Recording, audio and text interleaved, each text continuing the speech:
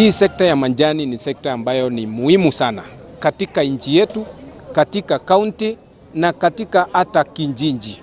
Wale wakulima uchuna majani chai ni wakulima wadogo sana. Hata yule ako na quarter acre, majani yake inaenda outside the country. Na sababu ya structure ambayo imetengenezwa na KTDA ndio inaweza kuleta hao wakulima wote pamoja, hata yule ako na eka 10 na yule ako na quarter acre. Tuache siasa kwa hii sekta ya majani chai. Ile kitu iko, tukunje pamoja kama viongozi, tuone shinda iko wapi, tutafute suluhu. Bandala ya kila mtu kukimbia upande huu, upande ule, kila mtu anatoa statement yake. Na statement haijatangazwa ama hakuna yenye imetolewa na viongozi wa KTDA. Tunashirikiana vizuri sana na serikali na tutafanya kazi pamoja na serikali.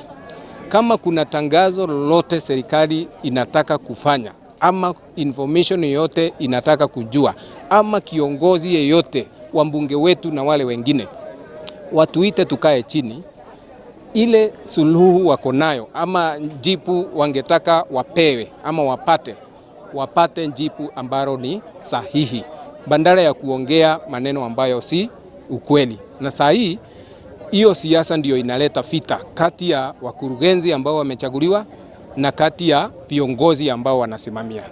Ni furaha kwa sisi kama wakulima wa majani chai, na saa tukisema asanti kwa serikali yetu ya Kenya ambayo imeongozwa na His Excellency Dr. William Samoei Ruto.